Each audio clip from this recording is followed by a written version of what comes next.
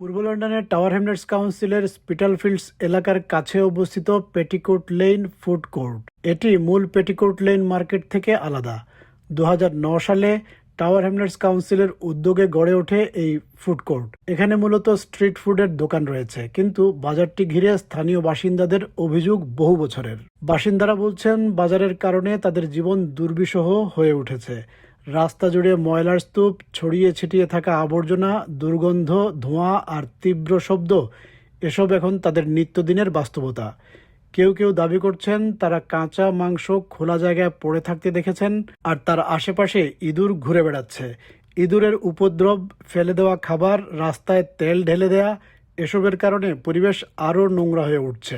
ফেলে দেয়া খাবারে আবার কবুতরও ভিড় করছে। I've actually seen raw meat, on a barrel with rats running around it. It's disgusting. The worst problems are the rat infestation and the rubbish they leave around, just lying around, dumping oil on the streets, throwing away the food that, again, attracts pigeons as well. The noise is terrible. Can't work from home. The smoke sets off our smoke alarms, the fire alarms. শুধু তাই নয়, শব্দ দূষণ ও ধোঁয়ার সমস্যাও রয়েছে। অনেক বাসিন্দা বলেন, এত শব্দ হয় যে ঘরে বসে কাজ করা যায় না। রান্নার ধোঁয়ায় ঘরের স্মোক অ্যালার্ম ও ফায়ার অ্যালার্ম বেজে ওঠে। পরিস্থিতি তাদের কাছে এক ধরনের দুঃস্বপ্নের মতো। কয়েকজন বাসিন্দা জানান, কিছু ব্যবসায়ী তাদের আবাসিক ভবনের গ্যারাজ ব্যবহার করছেন। তাদের দাবি, ব্যবসায়ীদের নিজস্ব পানির বা স্যানিটেশনের ব্যবস্থা নেই, ফলে গ্যারাজই নাকি টয়লেট হিসেবে ব্যবহৃত হচ্ছে, যা থেকে দুর্গন্ধ ও পোকামাকড়ের উপদ্রব বাড়ছে। তারা ক্ষোভ ও হতাশা প্রকাশ করে বলেন, কাউন্সিল তাদের রক্ষা করতে ব্যর্থ হয়েছে। These people are also using our garage. They have no running water, no sanitation facilities. So our garage became their toilet.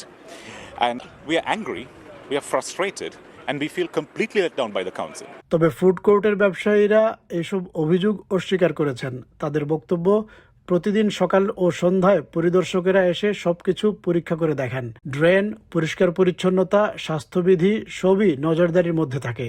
নিয়ম না মানলে জরিমানার মুখেও পড়তে হয়।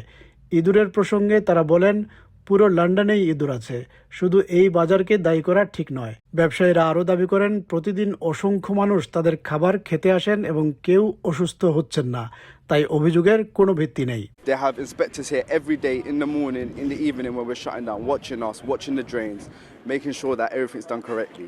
Otherwise, we will be penalised. And what about, because we have seen photos of rats and rubbish and things. That's East London for you. There's rats all over the London. How are we stopping rats? Are we Pied Piper? No.